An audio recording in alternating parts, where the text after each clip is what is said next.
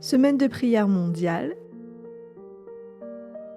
Apprendre à vivre dans la sainteté.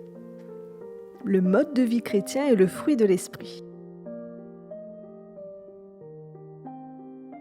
Je vous présente l'association des voleurs de banque adventiste. Blague à part, une telle association existe-t-elle ? Question ridicule, n'est-ce pas ? Parce que certains modes de vie ne peuvent en aucun cas être associés à l'adventisme. Mais alors, comment devrions-nous vivre notre foi ? Cette question mérite certainement une réponse biblique. Et cependant, les erreurs ne manquent pas. Penchons-nous sur l'une d'entre elles. Une fausse compréhension, deux erreurs dominantes. Certains considèrent qu'un mode de vie chrétien distinct n'a pas vraiment d'importance, car ils refusent de voir le lien entre la croyance et le mode de vie, la doctrine et le comportement. D'autres ne se focalisent que sur les règles et les règlements, enlevant du coup Christ au centre de leur expérience religieuse. L'apôtre Paul a été confronté à une situation semblable en Galatie. Certains chrétiens croient que la liberté en Christ les dispensait de la vie morale. D'autres pensaient qu'ils pouvaient gagner la faveur de Dieu en suivant les règles obsolètes de l'Ancien Testament, notamment la circoncision. Paul contesta ces deux positions.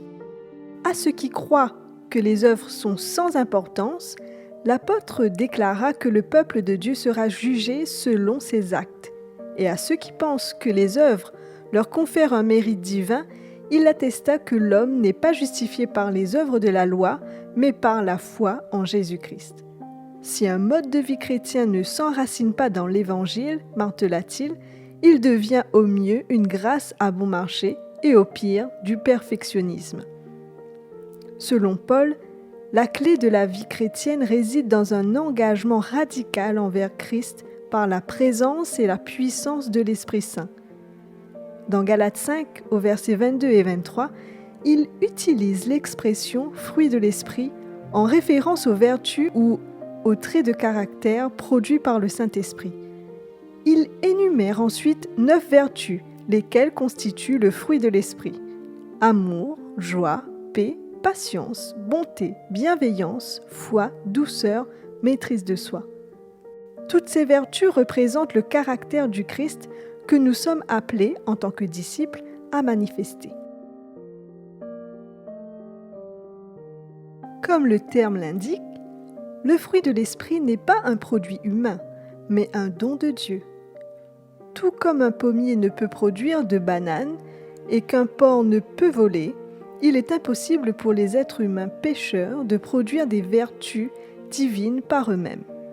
Seul Dieu peut produire et exprimer son caractère en nous. D'où la question, partageons-nous la vision biblique du mode de vie chrétien ? La vérité, c'est que nous ne pouvons exalter Christ dans nos familles, dans nos églises et dans nos collectivités que si des vertus telles que l'amour, la joie, la paix, la patience, la bonté, la bienveillance, la foi, la douceur, la maîtrise de soi deviennent une partie intégrante de notre caractère et de notre mode de vie chrétien. Une bonne compréhension, 3 vérités vitales. Maintenant, la question se pose. Comment le fruit de l'esprit peut-il prendre racine dans notre cœur et se manifester dans notre vie quotidienne ? Dans Galates 5, au versets 24 et 25, Paul nous indique 3 façons de manifester, en tant que disciple productif, un mode de vie chrétien authentique. Premièrement, en tant que disciple productif, nous manifestons le mode de vie chrétien authentique lorsque nous nous souvenons constamment que nous appartenons à Jésus-Christ. Pour porter du fruit, nous devons nous brancher quotidiennement sur Christ. En fait, être un chrétien, c'est davantage que croire à certaines doctrines, davantage qu'adhérer à certaines règles. C'est une transformation radicale du cœur qui conduit à l'obéissance à Dieu par la foi. Remarquez que Paul met l'amour en tête de la liste des vertus, parce qu'il considère cette vertu suprême comme la preuve irréfutable d'un mode de vie chrétien authentique. Ailleurs, il exhorte les Galates. Soyez par amour serviteurs les uns des autres. Le point, c'est que notre vie quotidienne peut proclamer puissamment l'Évangile. Ellen White l'exprime ainsi. La vie tranquille et harmonieuse d'un vrai chrétien est bien plus éloquente que les beaux discours. Les actes ont une beaucoup plus grande influence que les paroles. L'argument le plus puissant en faveur de l'Évangile, c'est un chrétien aimant et aimable. Le mode de vie chrétien authentique est christocentrique. Deuxièmement, en tant que disciples productifs, nous manifestons le mode de vie chrétien authentique lorsque nous crucifions notre chair avec ses passions et ses désirs. Les chrétiens ne peuvent en effet se complaire dans les œuvres de la chair, tout en prétendant être branchés sur le ciel. Ils doivent mourir à eux-mêmes. Dietrich Bonhoeffer a écrit « Lorsque Christ appelle un homme, il lui dit « Viens et meurs ». En tant que croyants, nous prenons la responsabilité de déraciner toutes les mauvaises herbes qui menacent d'étouffer notre vie spirituelle afin que le fruit de l'esprit puisse s'épanouir. En termes pratiques, ceci veut dire que toute habitude, toute pratique ou tout vice qui nourrit l'ancienne vie de recherche de soi et d'égoïsme doit être mis à mort. Le mode de vie chrétien authentique consiste à renoncer à soi-même. Troisièmement, en tant que disciples productifs, nous manifestons le mode de vie chrétien authentique lorsque nous marchons selon l'Esprit. Marcher selon l'Esprit, c'est être contrôlé par le Saint-Esprit dans tous les aspects de notre vie, depuis nos pensées et nos émotions les plus intimes, jusqu'à nos relations et à nos échanges quotidiens. Ceci implique d'être modelé et dynamisé par la parole de Dieu, la prière, le culte, la communion fraternelle et le service. Il est important de nous souvenir que tout mode de vie chrétien non dirigé par l'Esprit est misérablement voué à l'échec. Tandis que nous restons au diapason de l'Esprit, prenons délibérément la décision d'affamer le vieil homme et de cultiver le fruit de l'Esprit. Munis de la puissance divine, nous ferons alors ce qui est juste.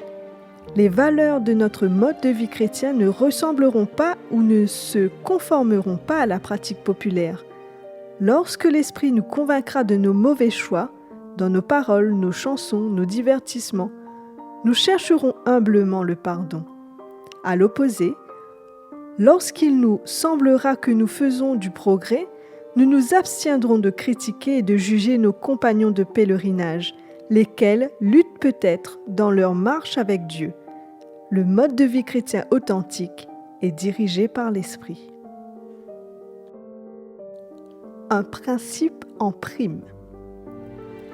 Mis en pratique chaque jour, le fruit de l'Esprit exalte Christ dans nos pensées, dans nos sentiments et dans notre comportement.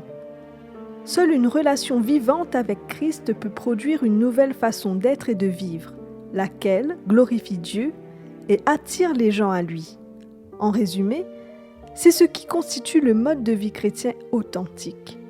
Être des disciples productifs qui reflètent Christ dans leur caractère et leur conduite. Puissions-nous faire une telle expérience? Question pour la réflexion. Pourquoi est-il important de manifester le fruit de l'Esprit? En matière de mode de vie, quel changement spécifique l'Esprit semble-t-il vous exhorter à faire? À quoi ressemblerait votre vie si vous en donniez le contrôle absolu à l'Esprit de Dieu?